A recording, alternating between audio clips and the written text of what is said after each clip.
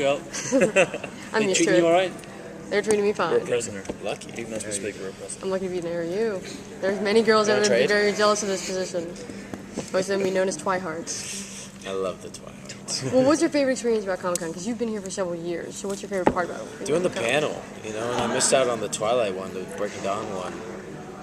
My flight was delayed, so I was really looking forward to doing the Immortals one. I'm just glad to have the fans support, you know, a movie outside of the Twilight ones. You know, we all work our butts off as actors in those movies, but to have them actually step outside and continue on with your career as you're a part of something, and Immortals is epic. So it's just great to have them come out. I think that's going to happen for you next year with The Hobbit. I'm coming out for that. Hobbit Horns. Will we be here next year? I guess. Will you be done by then? What month are we in? Sorry. August? July. Wait, Probably wow. July.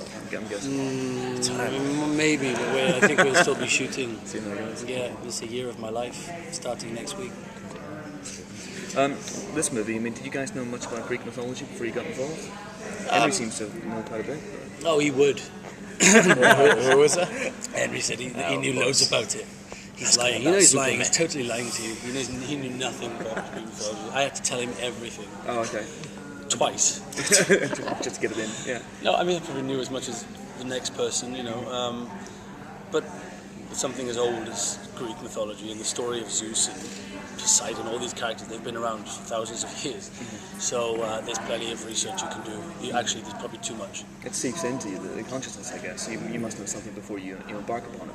It does. I mean, playing Poseidon and growing up with Little Mermaid was so easy. It's like, yes, I'll just watch the movie a couple times and I'm set. So this is a musical, right? I dance a lot. You know, I use my trident as a pole.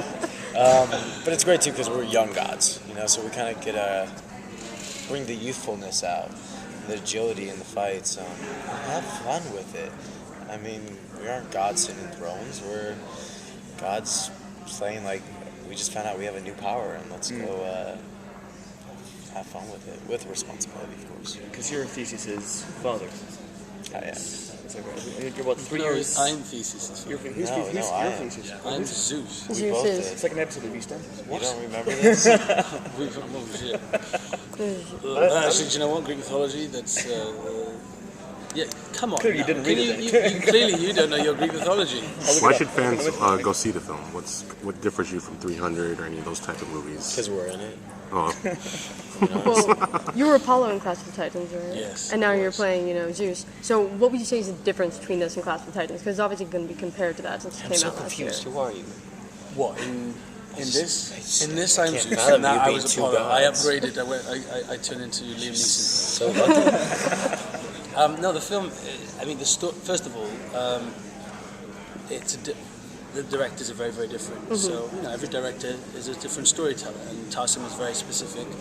He's incredibly detailed in his work, and what he does is always very. It's his work. So that immediately sets it apart. But there's no comparisons to be made with this and Clash of the Titans, and until you see the movie, and you'll appreciate what I mean by that. It might be Greek mythology, but it's a very different show. Right. This seems like a really hardcore movie, obviously. It's one of the words that you guys have been using a lot. So, as an actor, you want to bring a lot of humanity to your characters. Where do you find the balance between humanity and being a god? You had a great answer for this earlier. The one is that I took away the fact that he was a god in my head. I took that out of the equation and just focused on the fact that he was a father, and a king, and a brother, and a lawgiver, a warrior, all of these things, and an overseer, and all of those things, and I focused on those that layered the character.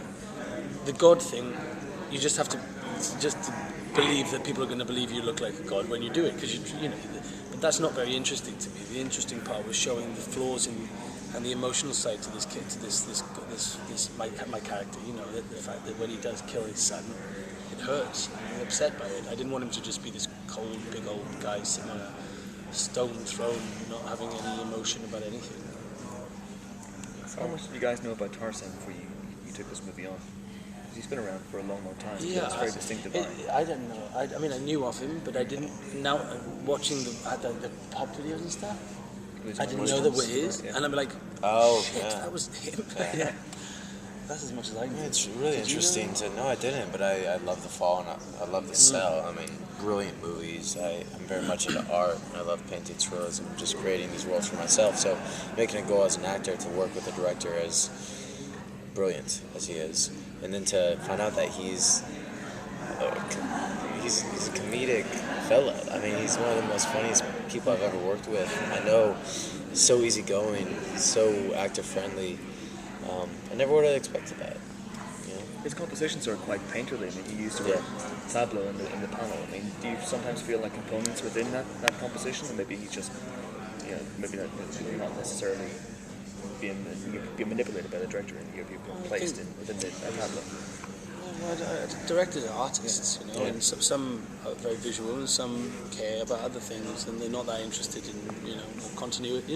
Every director focuses on a different thing, and Tarsim's work it speaks for itself. Everything's very detailed, it's very accurate, and he cares for very small details and things and make sure that they look correctly. And I think he mentioned once, he said he compared it to Caravaggio crossed with Fight Club. And there are moments, even the poster, we looked at the poster today, and it looks like an oil painting, and a proper Caravaggio fresco, and there are scenes in the film that absolutely, when we saw playback and you saw them on the screen, you just think, look, if that was a still, it could be a painting.